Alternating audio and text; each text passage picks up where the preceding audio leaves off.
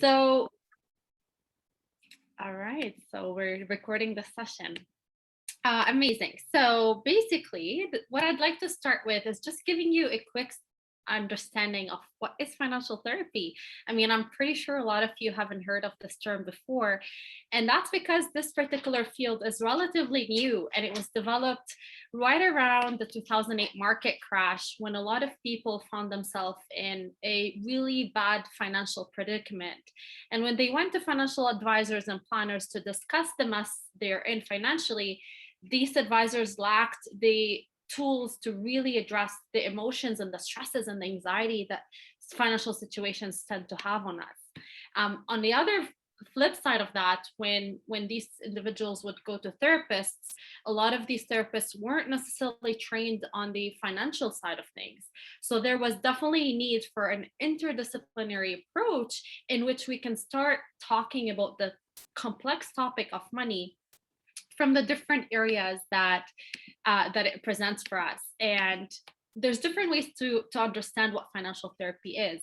One way to look at it is the typical traditional financial planning side of things talk about the external side of money, which is the logical, the practical, the bricks and morts, if you will, of money, versus the financial therapy is addressing the internal side of money, and that's all the emotions, the psychology, and the complex belief systems that contribute to us behaving a certain way. So just to give you a quick synopsis on who I am, I grew up in Lebanon. I'm born and raised in Lebanon, and coming from that side of the world obviously plays a big role in how I view money. It's going to be very different than somebody who grew up in a different part of the world. And therefore, when I'm learning certain things about whether it's investing, whether it's saving, I'm going to be bringing a whole host of complexity in my ability to learn these tools that are going to be very influenced by my upbringing. And this includes how I was raised in my own home, the experiences that I personally experienced that are unique to me, but it also includes the collective things I've witnessed, growing up at that side of the world. So financial therapy as well is a way that bridges the micro and the macro of our human experience. Each one of us experience something unique to us, but at the same time, we also experience things collectively, depending on our identity and the culture and all these different layers that are constantly intertwined. So for example, we are now dealing with a global pandemic, and that is something that obviously impacted every single person on this planet. So the impacts of the pandemic are going to be studied for years to come, because we haven't even started understanding how that's going to impact our finances moving forward. And it's going to be more than just how it impacted our income. It's also going to be a lot to do with how it impacted our emotions and our belief systems, which contributes to how we behave with money moving forward. So what I thought I would discuss with you today, and this is, I'd love for this to be a dialogue. So if there's at any point you wanted to throw in a question in the chat box or raise your hand. I'm not sure if I can see you. A lot of you are don't have your camera on, but you can always use the emoji reaction just to raise your hand like this. Like I'm just demonstrating here how you do it. So you just press on the reaction and you raise your hand, and I'd be more than happy to address your question. So there's like a million different things I can talk to you about financial therapy. But what I decided to start with today as an introduction is introducing you to something I developed that's called money monsters. Let me put my hand down because it's distracting. Okay. So money monsters are archetypes that I developed to help you to start talking about this topic, given the complexity and the sensitivity of its nature. And the reason I developed these archetypes is because there's a big distinction of saying I am bad with money versus saying I have a spending problem, for example. The first one is an identity issue. When you see certain things that you'd want to improve about your relationship with money as part of your identity, it's so much harder to overcome than seeing it as an external problem that you actually are able to understand and acknowledge and want to overcome. So money monsters is one way to to separate the problem that we're trying to resolve from our own identity, and looking at these money monsters as things that we're able to understand, examine, bring awareness to, and therefore develop different strategies to overcome. So it helps us externalize the problem versus making it part of our identity, which is a much more complex way to approaching something. So I want to share my screen here. Do you want to share your screen? Yes, I do. So 1 second. Let me see. Are you able to see this? My PowerPoint? Okay. Why is it not letting me present? 1 second. Okay, there we go. Can you see it? Money monsters? Okay, awesome. So few things I want to bring to your attention as we go through this experience is that actually let me talk to you while you see my face before I share that. So it's very, very important to understand that what you are able to identify today as a problem was at one point in your life a solution. So what I mean by that is we always adjust creatively to life's circumstances. And if at one point in our life, given the experiences and the circumstances we were going through, it may have potentially forced us to become to spend a lot of money as a part of coping with different stresses, or to hoard money because of the fear and the anxiety that the lack of stability created in our life. And maybe today we have more ability to bring awareness to how these behaviors no longer serve us and serve our financial well-being and financial health. But at one point when these behaviors were developed, they were coping mechanisms to things outside our control.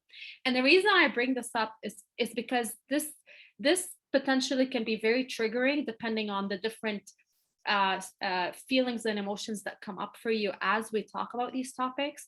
So I do want to insert a gentle reminder that it's important to recognize that we have to be compassionate in bringing awareness to these things. And today we have the tools to identify that these are problematic things that we want to address, but also be compassionate to ourselves, knowing that we did the best we can when these behaviors started to begin with.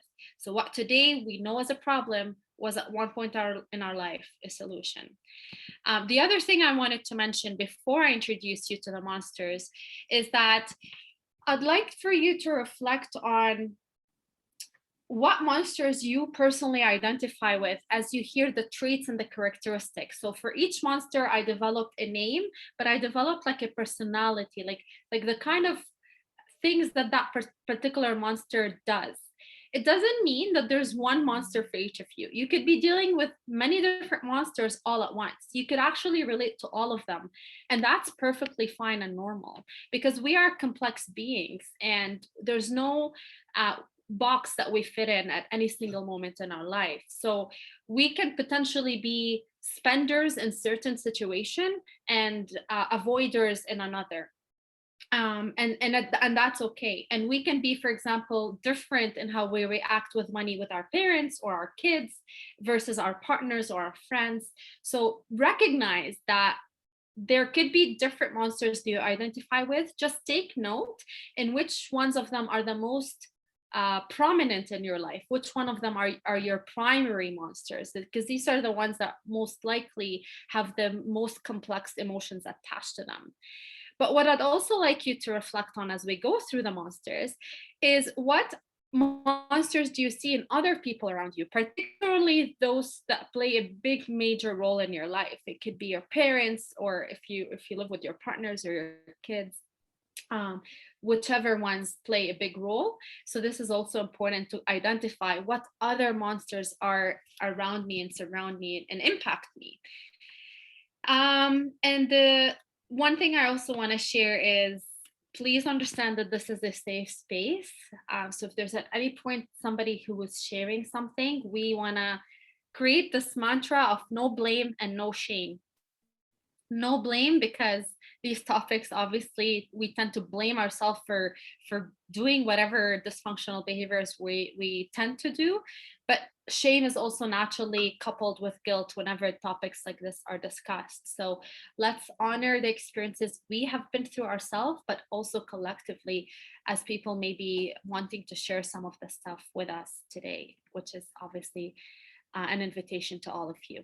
So now I'm going to actually share my screen and go back to the monsters and start introducing you to the 8 different money monsters, starting with Spendula. So Spendula is like a blinger. Spendula is a monster that absolutely thrives on spending a lot of money, obviously, but not just spending a lot of money, more so spending money on luxurious items. It's a very specific type of spending that we're talking about here. So when a spendula wants to buy something, it needs to be the best. They get a boost when other people notice what they're wearing or the car they drive or something they own. They may even go out of their way to share the type of things they bought or the amount of money they spend on certain items. It's just something that they feel a lot of ego boost as a result of. And a spendula may be somebody who also spends some time thinking about their career choice, about their education, about what next steps are for them in life, attached to the money that that particular profession would hold. So it's more about, if I become a doctor, I'm going to be making a lot of money, or if I want to become a lawyer because of the income potential that that profession has attached to it. So there's a lot of money considerations to the lifestyle choices that they make, whether it's the neighborhood they want to live in, the products they want to consume, or even the career and the lifestyle they indulge in. And the dysfunctional part of that is, it could be very hazardous to their financial health, because it's not about whether or not I can afford it. They may get themselves into financial debt just so that they can afford this particular external image that they actually very much care about preserving for themselves. Their identity and self-worth depends on it. So they almost worship that status that they crave so deeply. On the plus side, they are people who we may potentially see as inspiring, or somebody who we attach the concept of success, or we perceive to be successful. And this may not necessarily be true, because a lot of these things are outward expression of wealth without necessarily having a true balance in life. So that's the spendula. The second monster is werewolf, and I call this, actually there is something called werewolf. There's an actual animal called werewolf, but I changed the way I write the name werewolf, because think about werewolf as somebody who asks, where did my money go? And that's why I called him werewolf. Werewolf is also a spender, but it's a different type of spender than the spendula is. The werewolf doesn't really care how they're spending their money. It's not about the luxurious items. It's just a impulsive shopping. Like, they could be actually spending their money in the dollar store for all they care, but it's just about using spending as a way to cope, or as a way to take the highlight of other uncomfortable emotions they're experiencing in their life. So if they're feeling happy, great, I'm going to go shopping. If they're feeling sad, great, I'm going to go shopping. It's almost like spending money is just this impulsive behavior that they do whenever they feel anything, because they're uncomfortable with processing emotion. They're uncomfortable with understanding their emotion. And most likely a werewolf would look at their credit card statement at the end of the month and not even understand, like, where did this whole how the hell do I owe this much money? Basically, it's almost never what they expect it to be, because they're completely mindless about how they made these particular purchases. And it could be little things here and there that add up at the end of the month. What's very common about a werewolf is that they tend to be actually very hardworking individuals. However, there's a lack of happiness at some area in their life. very common two areas that these unhappiness gaps exist are either their career or their relationships, maybe their romantic relationships or other relationships. But because that void exists and it creates this internal battle, money is a way to throw into that problem. And that's why they almost seek this sugar rush. Just like when you're feeling tired, you go and eat a lot of candy, and you feel that sugar high, and it's followed by a crash. That's the similar type of cycle that a werewolf experiences, because the gap of emotion and the unhappiness gap basically leads them to impulsively shop, which gives them a high in the moment, or not necessarily shop, sorry, impulsively spend money, even if it's just spending on other activities. And then it's followed by a crash of guilt and shame associated with it. So there's that cycle: unhappiness, spending money to numb that unhappiness, followed by guilt and shame right after that. So that's the werewolf. Then we have the wealthless monster. And there's something really important to identify here. When I say wealthless monster, it's not to do with how wealthy that particular individual is. Because I've had lots of clients that I dealt with that had a lot of wealth, but would still identify with the wealthless monster. And the reason being, because the wealthless monster is the relationship you have with wealth. It's the feelings and the emotions you have around money, not necessarily how big your bank account is. And that's why wealth is a mindset beyond just a number on a paper.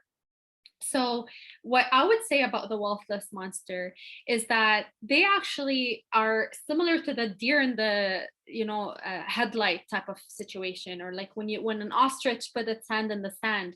They don't want to think about money, they don't want to deal with money, they avoid thinking about that specific area in their life at any expense, and they feel the need to find any form of distraction whenever this topic comes up.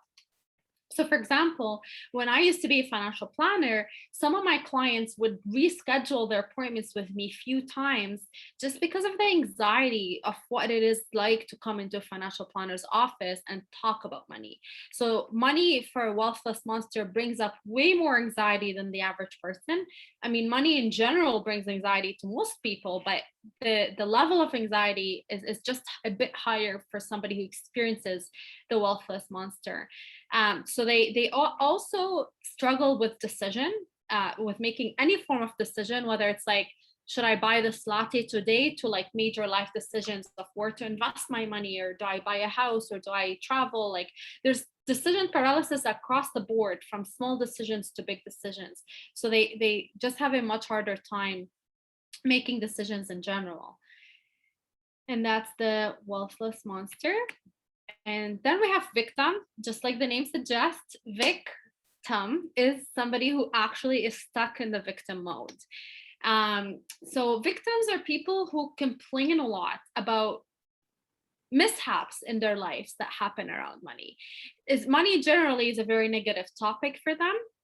And there's always a story about somebody who took advantage of them, or something that happened, an unfortunate incident in which, money just came out of their life unexpectedly. And there's usually a lot of resentment or sadness or hopelessness attached to these stories. It's like, I just can't figure it out, or like, look at this one time this happened to me, this one time this person did this to me. There's always something that they can share with you that completely places the blame on something external of their own self, and they feel very disempowered and helpless around this topic.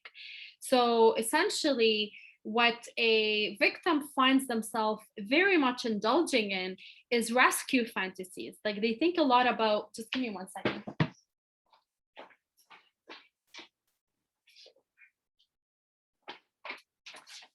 Sorry, I had a runny nose. Okay. So what victims find themselves indulging on is rescue fantasies. And the reason being, because they feel so helpless in figuring out their own solutions to the problem, they think the solution is also something outside themselves. So it's about winning the lottery, or marrying somebody rich, or just coming across an inheritance, or something miraculous happening to save them from that situation. It's very unrealistic, but it also indicates how disempowered they feel about coming up with a solution themselves. So the amount of time they spend about thinking about these behaviors are just so much more than the average person. Actually, if you look in the US, there was a study that was made to study the type of people who purchase lottery tickets. And it turns out that more than 70 or 80% of the people who buy the most lottery tickets are people who actually are living in poverty, who wouldn't even come up with an emergency $400 to save themselves, yet they spend over $400 a year on the lottery, which has 1 in a million chance of even working. So it doesn't make any logical sense. But when you're living in that victim mentality, there's other psychological components to these behaviors that logic doesn't necessarily explain. So then we have a strings attached punisher. A strings attached punisher tends to be somebody who's actually very not just logical with money, but relatively successful with money. They probably have a really good budgeting system in place, or at least a good, decent financial health or financial wealth, because they're very responsible. So people look at them as people as individuals who are successful, responsible, maybe even level-headed when it comes to money decisions. That people may seek their advice even in how to do certain things with money. But the problem with strings attached punisher, just like the name suggests, there's usually strings attached to this particular money contribution. So if it's very common to see it in a parent-child dynamic, for example, when children accept money from their parents, some parents have certain expectations or have power control dynamics that they exert in these particular situations. So they use money as a tool for control, as a tool for punishment, as a tool for reward, regardless how they use it, whether for positive reinforcement or negative reinforcement. Money is just one of the tools they constantly resort to in order to control their relationships in their life. So there's a lot of emotional needs that the strings attached punisher has, where they use money as a way to satisfy these emotional needs. And that, by the way, is a theme across all the monsters. Money is always a secondary problem to a primary emotional situation that we're dealing with. And that's really something important to identify. And that's where financial therapy comes in place to begin with. It's really helping us understand what is that primary emotional issue that I'm actually struggling with, where I'm using money as a way of expression or expressing that specific need that I have, be it emotional or psychological. We all have needs, and when our needs are unresolved, there's different things we use to express these unresolved needs. And usually the 3 things that are most common are money, food, and sex. And that's why there's lots of correlations in these particular areas in our lives and patterns that we sometimes see across these other areas. So a strings attached punisher uses money as a tool to express other underlying emotional needs that they have, and they're constantly thinking about what's in it for me. They have a bit more of a self-centered approach towards money, and that's simply because they feel that money is just a transaction filled with fear, but they use it as a way to buy friends or win the loyalty of their kids or whatever it is they're using it for. Then we have zombie. Think about a zombie as the Scrooge, if you're familiar with that Christmas story. These are individuals who grew up in a very uncomfortable situations, very adverse situations growing up, whether it's dealing with poverty or uncertainty or living in a war zone. I experienced a little bit of a zombie personally, as well as some of my family members, given the very financial unstable situations we've experienced growing up. So when you grow up in these environments, you see and associate money as something you use only for essential items. So you develop a sense of guilt when you spend money on unessential items, and that could be putting you in such a unpleasant situation. There's a huge misconception about the use of money to begin with, and society glorifies the topic of shopaholic and overspenders. Like, we hear a lot about compulsive spending, about somebody who spends more money than they earn. These topics are very, very highlighted, but we don't talk as much about people who are actually scared of spending money, who actually hoard money, who actually feel so much shame and guilt in the idea of spending money on anything that's not essential. There's not as much highlight and awareness on that other polarity side, because anything out of balance creates, something that is dysfunctional and that needs to be addressed. And zombie is just the other part of that. So there's a lot of instability in their upbringing, and therefore money is equals security for a zombie. So the more money they accumulate, the more false sense of security, that illusion that's why the need for more accumulation is necessary, and that's why it's unjustified for them to spend money outside what they deem to be necessary. So other people may see a zombie as somebody who's responsible, and that's why it's not necessarily as easily detectable as somebody who's like a spendaholic, for example, or shopaholic, but it's a significant problem nevertheless. The next monster is the Kraken. I personally identify with the Kraken a lot, and I'll tell you why, thanks to my dad. So a Kraken is somebody who, sees or hopes for a better world. Like, they're millennials, actually, a lot of them would identify with the Kraken, because these are individuals who really want to make the world a better place, who care about causes outside just their own life, who usually have social issues that they talk about and explore, and dreams and visions about how to make the world a better place. The big difficulty or challenge that a Kraken deals with is having such limiting beliefs associated with money and wealth. For example, money is just corrupt. Money is the root of evil. There's a lot of association with negative things around money. And the reason I grew up a lot in that environment personally, because my dad was part of like a communist thought process. Like, he subscribed to the communist belief system about equal society, and wealth is what makes, he absolutely hates capitalism. He thinks capitalism is what ruins your values, or your the connection or authenticity between people.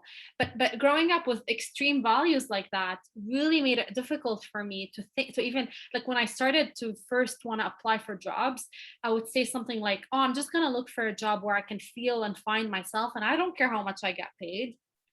I mean, that's definitely very hurtful for your long-term financial wealth, but you can only imagine what kind of investments or what kind of financial growth you would experience if the underlying foundation that you're operating from is inherently reinforcing the fact that money and wealth are bad for whatever reason.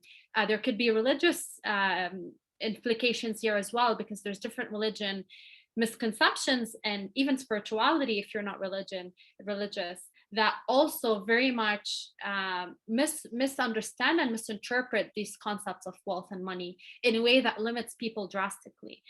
So all these different areas, whether it's spirituality, religion, certain philosophies in life, really inhibit the way we have a healthy and create a healthy way in which we view wealth. So they potentially see wealth as a source of greed, a source of corruption, and granted, there's a lot of very complex issues that we talk about on a macro level, such as living, in a state of colonialism, knowing the history of this country, knowing the injustices that continue to happen in the world. So people who are very much aware and care so much about these causes have a very difficult time with wealth in general. Either if you were the recipient part of these injustices, coming from a lineage that experienced that, or somebody who just cares about these causes to begin with. And last but not least, we have the money addict. And the money addict is somebody who, as the name suggests, is very much addicted to not just money, but the accumulation of money. So it's the process of money. So these are people who tend to be very much workaholics.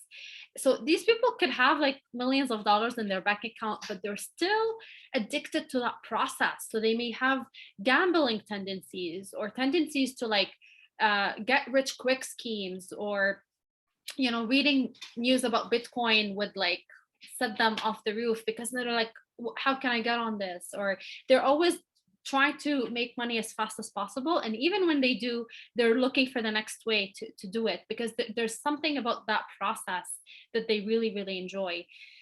So they feel very powerful and significant when they find ways to make money, when they accumulate it, and they believe their self-worth and their success is very much tied to the accumulation of their wealth. So they wouldn't feel worthy otherwise. So they're always chasing after something, and they're constantly tired and fatigued as a result of it, obviously, but they're not satisfied unless they build what they deem to be in their head an empire. And the danger they face is that every time they put a specific milestone, so for example, they fall in the trap of, I will be happy when. So I'll be happy when I have this much saved, or I'll be happy when I land a job that pays me this much. And the reason this is a trap, because every time this goal is achieved, it automatically changes to the next milestone. So I'll be happy when I make 100,000, and then they make 100,000, and now all of a sudden I'll be happy when I make 200,000, and they don't even enjoy the fact that they even achieved the first goal to begin with, because that goal is fast fleeting, basically. So I do want to shift gears and share some tips and tools for these monsters, but I do want to just put them in 3 categories that they fall under. So you may not necessarily specifically identify with one, but you may identify with a category. So you're either a saver, you're either a spender, or you're an avoider.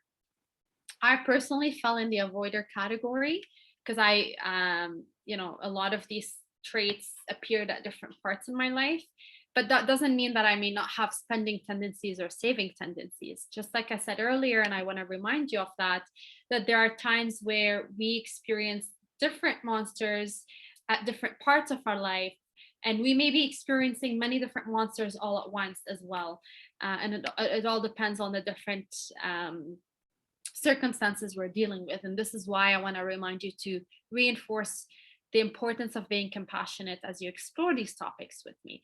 So I do have tips and tools to share, but I do want to just pause for a second and see if there's any questions or anybody wants, not necessarily even a question, if you want to share certain things with me, something that struck you, an aha moment, or whatever it was.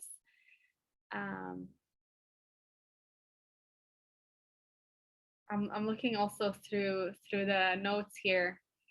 Will you be able to access the presentation? I'd be more than happy to share the slides with you if that would be helpful, for sure.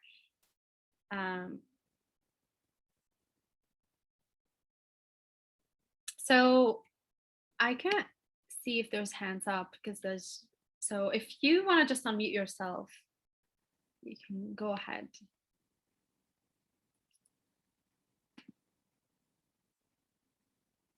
Mirna, were you trying to say something?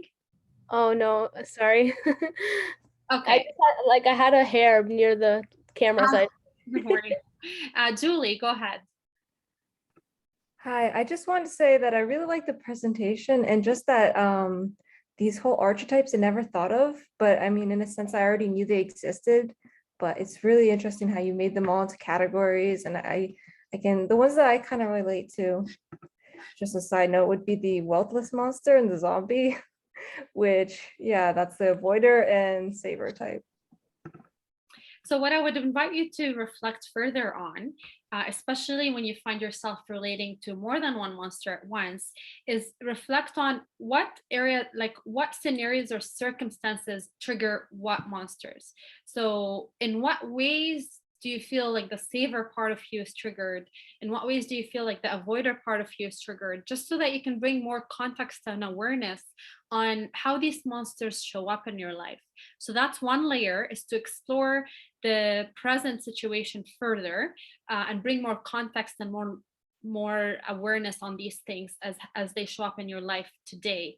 But the other layer, which is also as important, is to journal and reflect on the formation of these monsters in your life. Like, how did they start? When was this monster born in your life? What scenario or situation contributed to that specific monster? And I said earlier in the presentation to also explore the other monsters that are very dominant in your life, be it your parents or your partners or people that, you know, impact you more directly than others, because they also influence your monsters and they also trigger your monsters. And if anything, they could have also contributed to the birth of your monsters, especially if they're your parents we're discussing. So Oscar is saying he has a battle between the werewolf and the zombie. Great. It sounds like a Titan movie. Okay, so I will share some tips and tools, but I'm available for additional comments here, for additional shares if you want to have at the end of the session. So let's talk about some tools for spenders. So if you are a spender, what's important for you is to, financial plan goes without saying, and that's across the board. It's important to have a personalized plan that works for you. I don't necessarily like the word budget.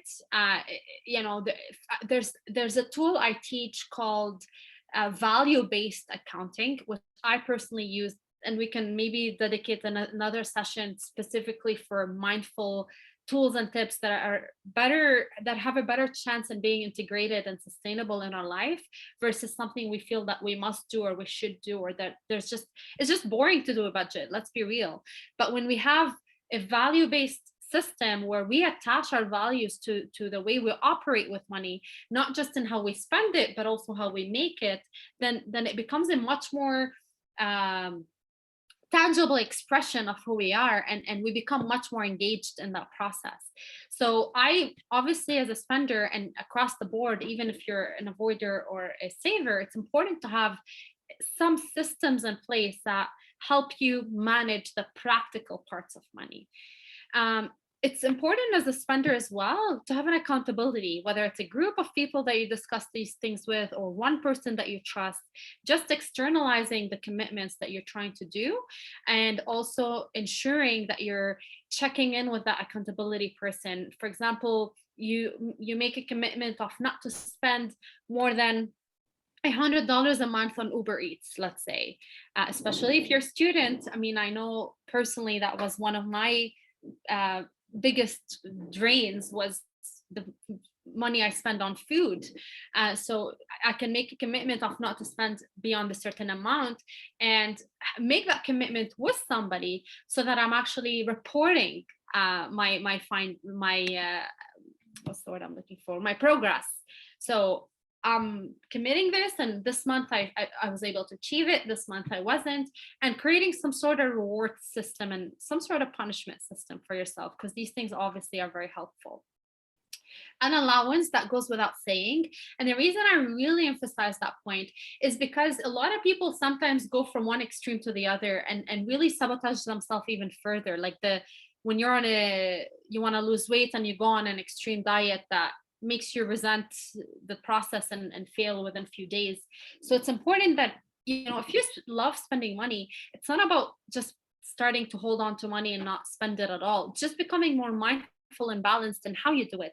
So it's important that you still allow yourself to spend money and to still feel positive about that experience, but bringing in that balanced approach in how you do it. So make sure that you're not going to the other extreme either. And the last thing, and that's something you don't hear, is the emotional budget. And what that is simply processing the emotions that are underneath that particular purchase. Like, why am I purchasing this? Am I purchasing this because I'm happy? Am I purchasing this because I'm upset? Like, what is the emotion that I'm actually trying to process here? That I'm using money as a tool to help me either numb it or process it, because we experience a bit of both. But when you start to learn about the spectrum of the emotion you're experiencing, it starts helping to bring more mindfulness into that specific experience of handling your money. Because I think as a society, not only do we struggle with financial literacy, we struggle so much with emotional literacy. We are not taught about what are our emotions, how do we identify them, how do we label them, how do we feel them, where in our body do they exist? Because these are all pieces that contribute to how you behave with money, believe it or not. And you know, we never associated that, we never associated emotion with money in the past. We always saw money as something logical, but clearly we are absolutely not. And as a matter of fact, 4 out of 5 of our money decisions are made out of emotions and not out of logic. So it's highly important to start recognizing and understanding our emotion, knowing how much they actually drive our financial situation to begin with. Some tips for savers. Financial plan, like I said, goes without saying across the board. But for financial savers, this is also an area I personally struggled in, especially like I mentioned about some pieces of my story where I lived in a bit of a financial adversity growing up, is to create a pattern interrupt. So for me, it was certainly hard for me to spend money on non-essential items, especially because I always thought money is something I want to save to create security and stability in my life.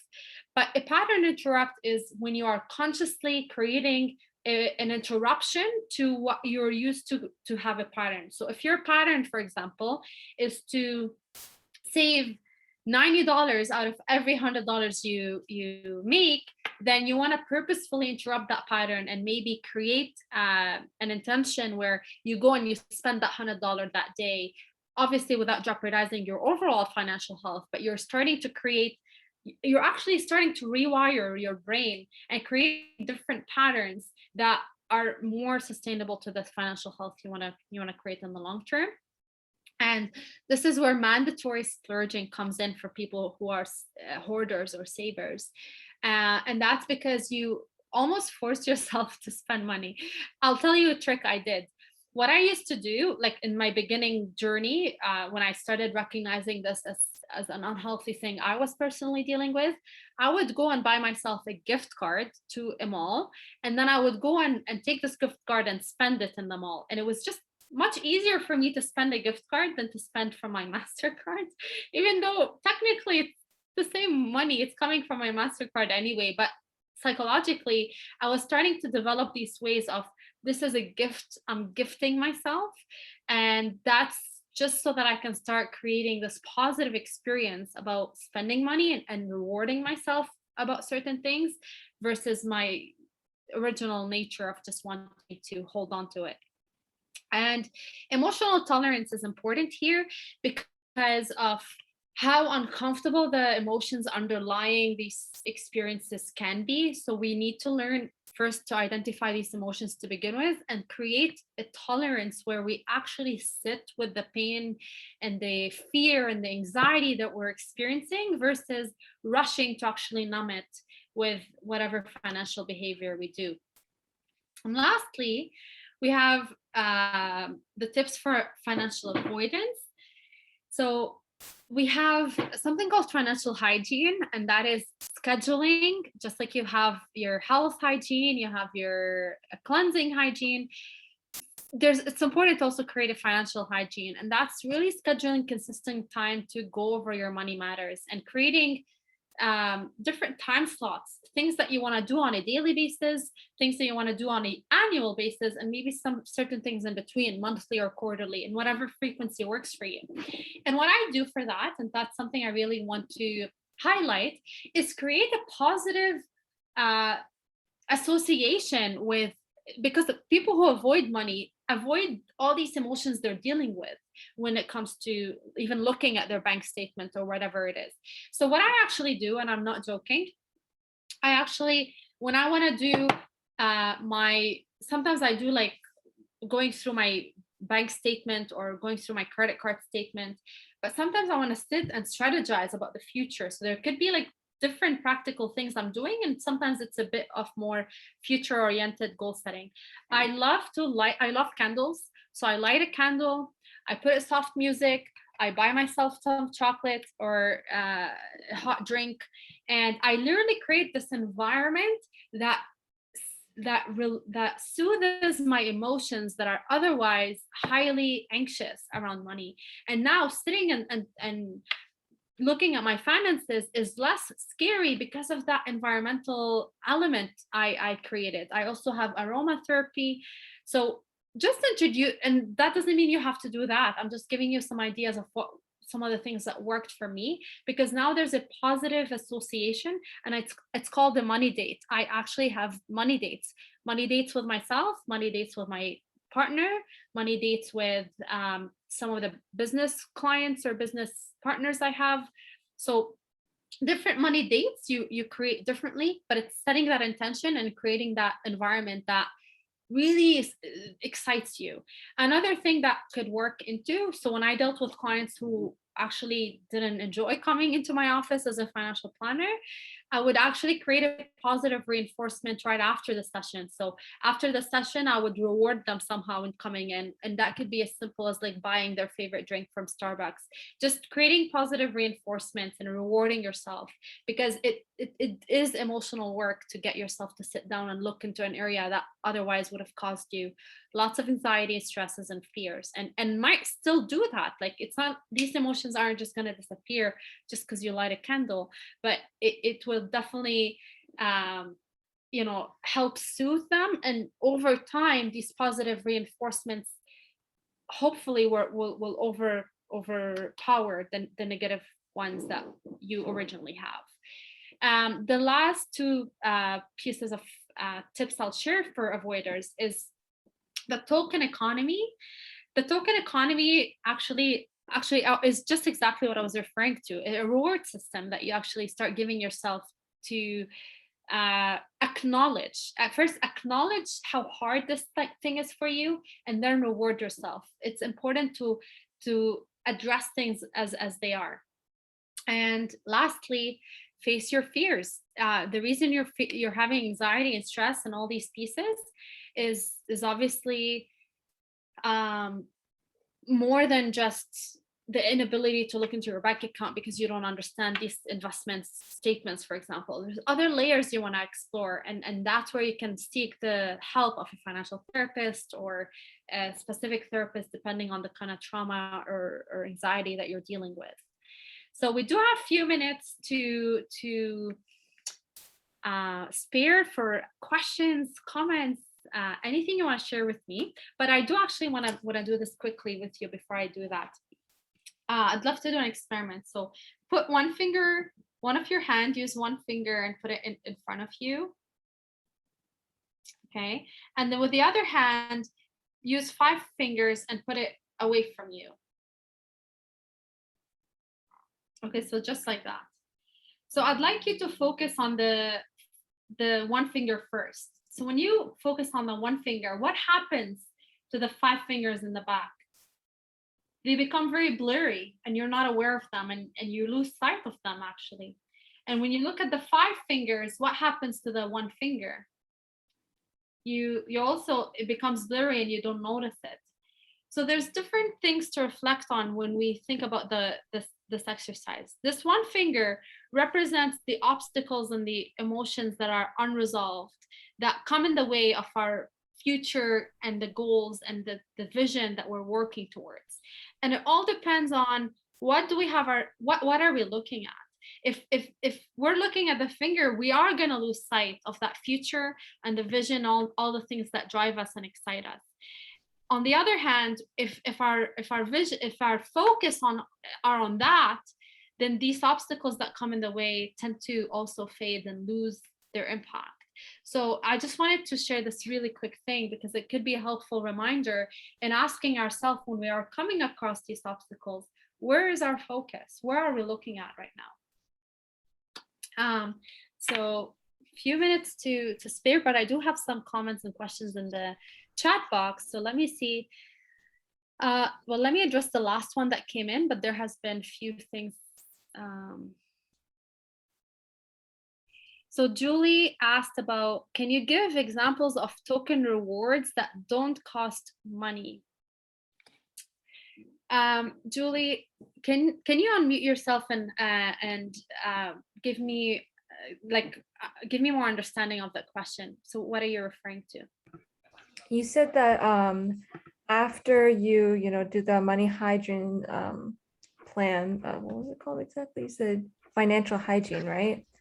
I was thinking of asking you just like, do you have any tips? Because I don't know if I heard you said something about lighting a candle, which obviously is not like, I mean, technically you'd have to buy a candle if you don't have a candle.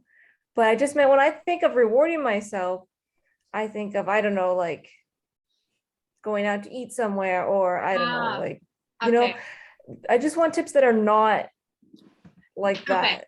Fair. So you want ways to reward yourself where you don't have to spend money while you're rewarding yourself. Is that what you mean? Perfect. Okay. Honestly, intention is a big keyword here, because it could be as simple as going for a walk with the intention of self-care, or taking a long bath with the intention of self-care. So a lot of the things that we do in life, sometimes we do them because we just like it's just part of the day we have to go about. But when we have the intentionality that I'm right now taking care of myself, when I listen to this favorite podcast of mine and give myself an extra hour to indulge on this activity, be it a walk, be it a call with a friend. I have my dog Jasper, who I absolutely love to watch run around and play with other dogs. There's different things that bring joy in our life. So it's important. And that's actually something I would invite you to reflect on.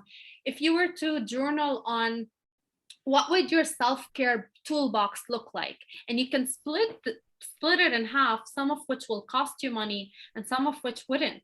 There's lots of ways you can find joy in life and self-care and self-soothe without necessarily needing to spend money on it. And I actually learned that in my solo trip to Costa Rica a few years ago, when I was robbed on my first day, and like a tourist who is not very experienced, I brought all my money with me, thinking this is the money I'm gonna spend for my vacation, and all my money was gone the first day. So I took it upon myself to have a blast in Costa Rica with like no money. And I did, because watching the sunset and watching the sunrise, and like I ended up actually volunteering in the hotel kitchen cooking, because that's how I ate.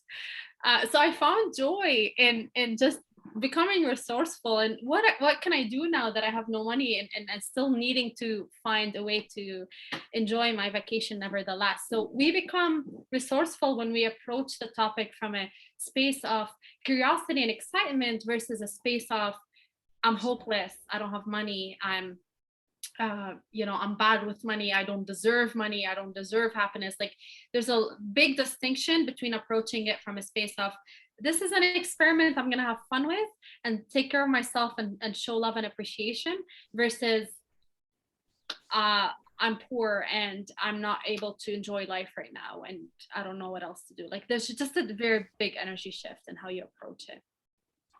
I hope that answers your question, and thank you for asking. Aseel, sorry, I'm just going to jump in for a second. It's 2:00, so if anyone needs to go to a class or something, I just kind of want to give them the opportunity to thank you, and thank you all for coming. Aseel, do you have a few minutes to stick around for Q&A? Or yeah, I absolutely can for anybody. And I'm getting lots of messages like in my inbox. So I don't want to lose them because I haven't had a chance to read them. So awesome. If you and I can stay on longer, because I do want to go through all of them. Great. I'm just going to stop the recording now. So thank you everyone for joining.